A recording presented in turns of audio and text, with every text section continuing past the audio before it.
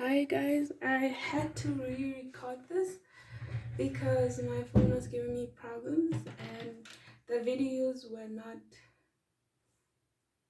visible. So yeah. Anyways, let's start. So we're gonna do sequences and we're gonna do a very nice sequence, which is the quadratic sequence. So what you need to know about this quadratic sequence is that the second difference of this is constant. And so this is for grade 12 if they're rating. And the first difference sequence is, of course, an arithmetic sequence, is arithmetic. So we're going to talk about what those mean and all of those. But in a quadratic sequence, if this is the general formula of a quadratic sequence, now the first term of the sequence would be, just substituting by 1, and n would be a plus b plus c.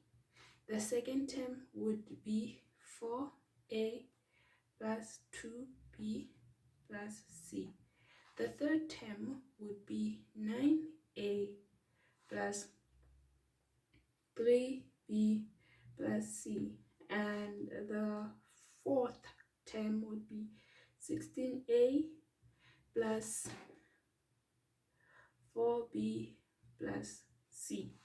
Now, when we make the differences between these terms, on the first one we're going to get 3a plus b. On the second one we're going to get 5a plus b. On the third one we're going to get 7a plus b. And then the last term we get when we minus this, we're gonna get 2a, we're gonna get 2a. So this is the quadratic sequence, and I think now you are kind of familiar where these three terms come from, is proving that these terms, so proving that t1 equals to a plus b plus c difference, first difference, first term of the first difference equals to 3a plus b, and the second difference, which is constant, equals to 2a. So that's where the terms come from. And I can see that this one is constant, and proving that this a sequence here is an arithmetic sequence. That's what you always get for quadratic sequences, is these terms right here. So now we're gonna dive into kind of analyzing our first example of a quadratic sequence. The first example we will have is this: 2, 8, 18, 32, and 50. So now you find the first difference. This difference right here, it's 6. The difference right here is 10. The difference here is 14. And the difference here is 18. And then the difference for this one is 4. The difference for that is 4. And the difference for this one is 4. So you will be able to, when you write your nth term, so when you express this way, you're going to say 2a equals to 4, which a equals to 2. 3a plus b equals to 6. b equals to 6 minus 6. 3 times 2, which is 0. A plus b plus c equals to 2. C equals to 2 minus 0 minus 2, which equals to 0. Therefore, the general term, or the general way to express this term, is using this one. So that is the first example we're going to do. Now, the second example we're going to do, You can take a screenshot of that. The second example we're gonna do is probably worded. It's very similar. It's actually the same as the first example. So it's you have electrons, and the way valence electrons work is that each orbital, the first orbital, the valence electrons that can occupy is 2. In the second orbital, the amount of valence electrons that can occupy, the maximum amount of valence electrons that can occupy in n equals to 1, the amount of electrons that can occupy is 2. In n equals to 2, the amount of valence electrons that can occupy is 8. So let's say valence. In n equals to 3, the amount of valence electrons that can occupy is 18. In n equals to 4, the amount of valence electrons that can occupy is 32. And in n equals to 5, the amount of valence electrons that can occupy is 50. And now we see the sequence is similar to the first one. So if they say, if we wanted to express on how the valence electrons of the periodic table would behave, the expression would be the valence electron of the periodic table will behave in 2n squared, which is the general formula. So for those who are doing physics out there, if you forget the number of valence electrons in the different orbitals, this is a nice way of remembering them. So now we are heading to another example.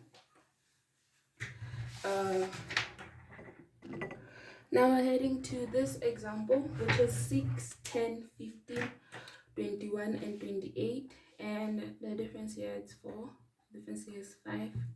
It's 6, and it's 7. Now the difference is 1, 1, 1. So now the first term, which is 2a, would equal to 1. A equals to a half. The second term is 3a plus b equals to 4. B would equals to 4 minus 3 times 1 over 2, which then would equal to 1 over 2. Is it? No, that's 1 over 2. I'm so sorry. It's not 1 over 2. It's 5 over 2. So sorry. It's 5 over 2. Then the last term, which is a plus b plus c, would equal to 6. The mosquitoes in this room. I don't like mosquitoes. Plus 5 over 2 plus c, which equals to 6. C would be 6.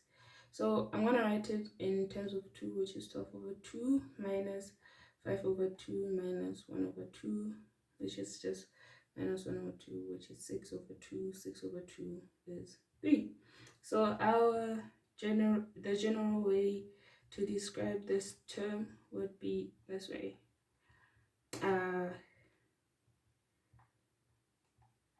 Yes. And it's actually really nice to write it as halves, and instead of writing it as 0.5 n squared plus 2.5 n plus 3, because that kind of shows it's like writing it in a nice mathematical way, but you can still write it that way. I just like this is more preferable. This was more preferable.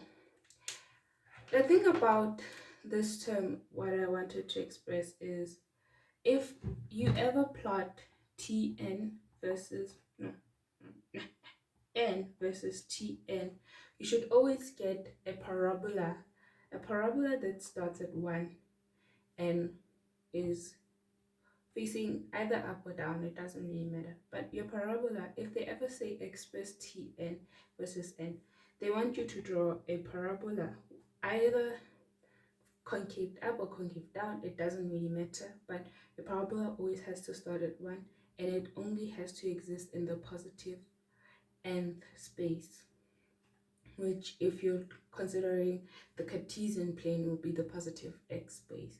So yeah, that is what it is. And this parabola would have 1 is 6, 2 is 10, 3 is 15, 4 is 21, and 5 is 28. So that is a takeaway here. So we're gonna do a sort of last example. We have the equation Tn equals to 4n squared plus 5n plus 1 plus 10. I'm sorry. If they say express the first three terms, you just substitute by 1.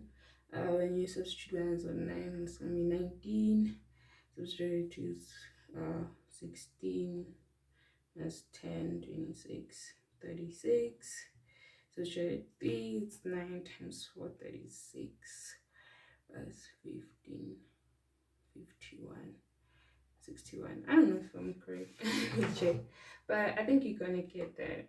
If I'm wrong, please correct me down in the comments. But let me just check for you guys. It is 19. It is 36. Oh god, 3. Get out. Shema fair move. 3. 61. Yeah, the first three terms will be that. This is the first three terms, so this is T1, this is T2, and this is T3. They say find the ninth term. And second question, find T9. T9 will just be T9 equals to 4. This is 9 squared plus 5, 9 plus 10, which is 379. And then they say what term equals to 14,710. So find n when this is true. Sorry, n. Just find n. So you're gonna say 4n squared plus 5n plus 10 equals to 14,710. So n squared plus 5n minus 14,710 equals to 0. The mere fact when you get a minus here, you're gonna get two terms because it's quadratic, and you're gonna get because of this minus term, you're gonna get a minus term and a positive term. Just immediately when I see this, I don't have business of kind of finding the roots, because I think it would be very depressing and you're gonna take too much time. So just go immediately to the quadratic formula. So it would be b squared, which is 25, plus or minus the root of, is it minus b? Sorry, it's minus b, right? So it's minus 5 plus or minus b squared, which is 25, minus 4.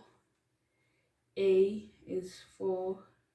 C is minus 14,700. No, 14,700. I'm sorry, 14,700. This is assuring that we won't get a imaginary number, so we are working with real numbers, over 2a, which is 8, and then your first term is probably should be 60. Your second term, I don't know what your second term is, but it's probably negative, plus root 25 plus 4 times 4 times 14,700 over 8. It's 60, and minus 245 over 4, and therefore n equals to 60.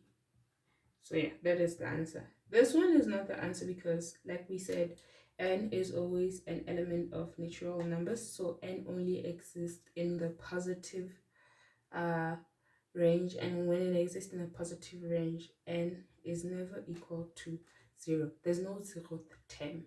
When you start counting things, you don't start with 0, 1. No, you start with 1, 2, 3. When you count people in a room, you don't start with 0, you start with 1.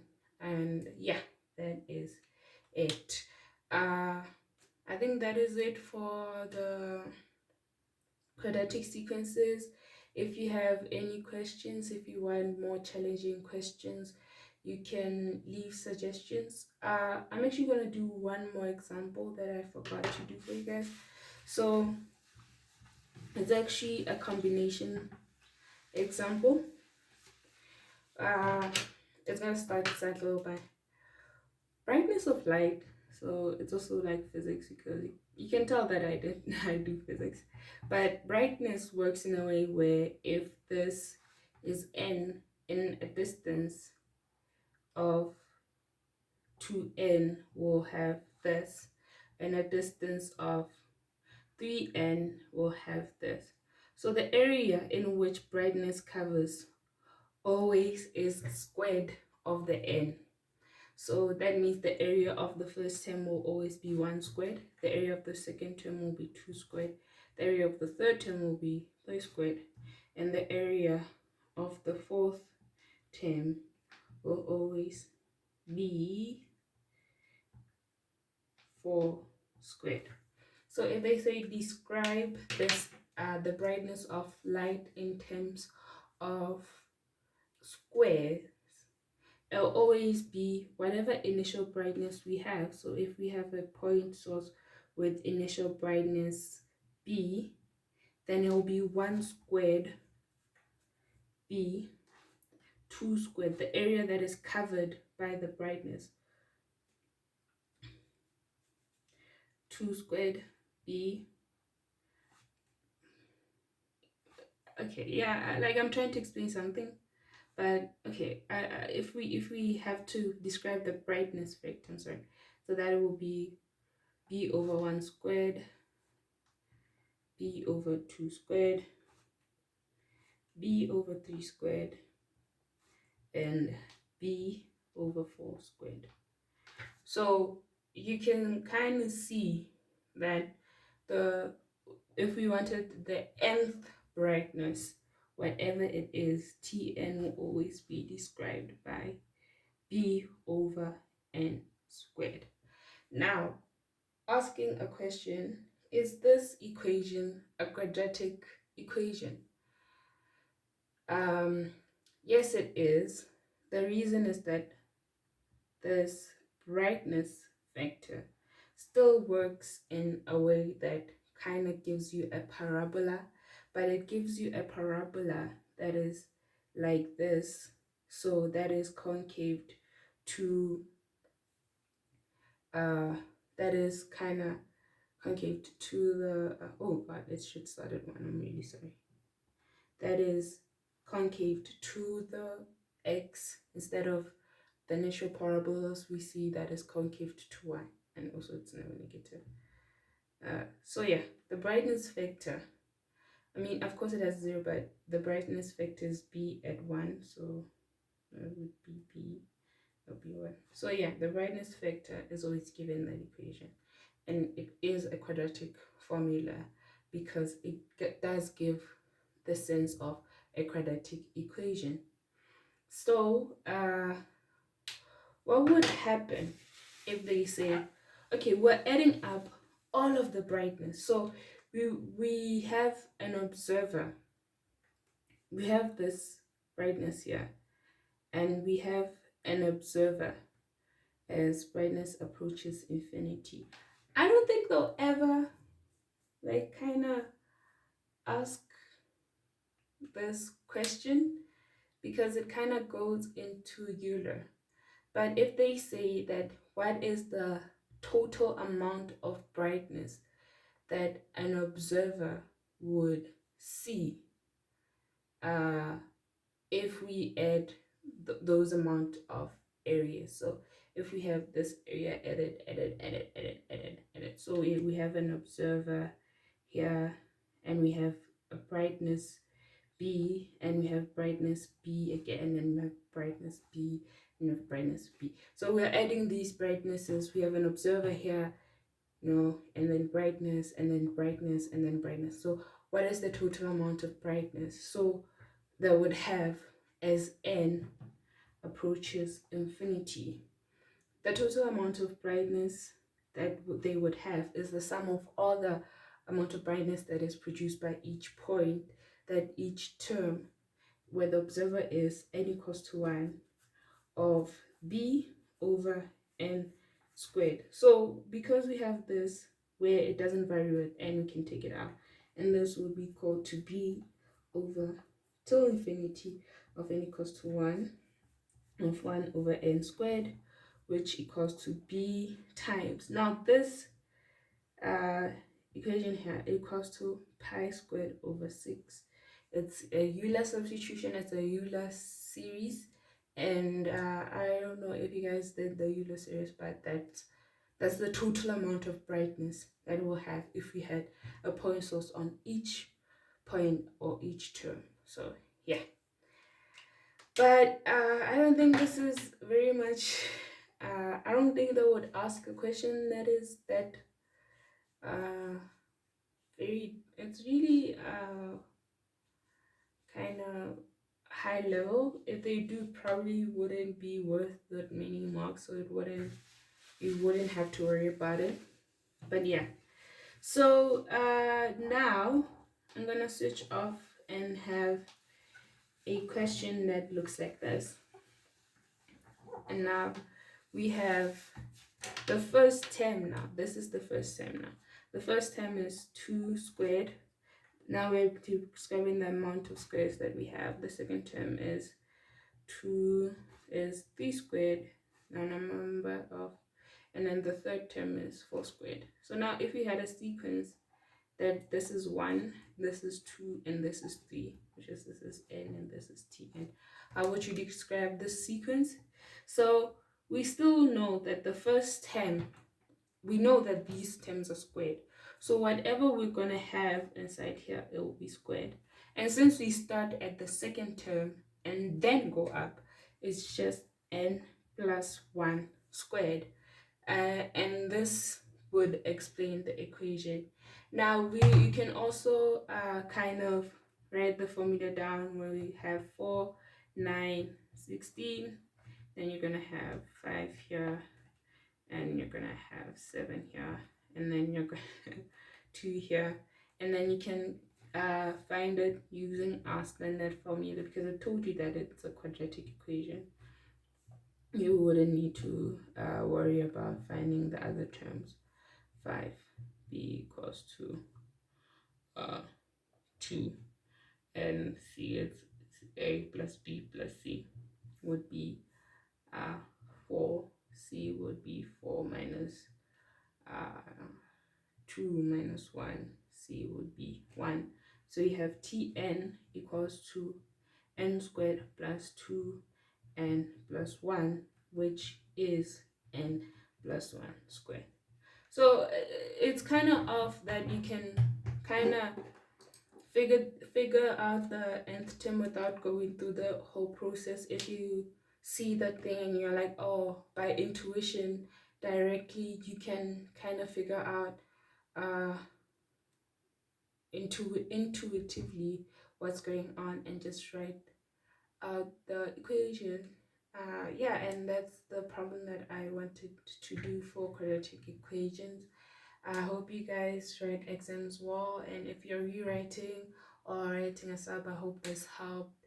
I know subs are very difficult, that's why I wanted to kind of add a bit of difficult questions for you guys. So yeah, subscribe and like and leave your comment if you liked the video. If you thought it was trash, just say, hey Dimple, this video was trash, or hey Dimple, this video was nice. But I would really like you to leave a nice comment, be like, oh, I love your content, it's so amazing.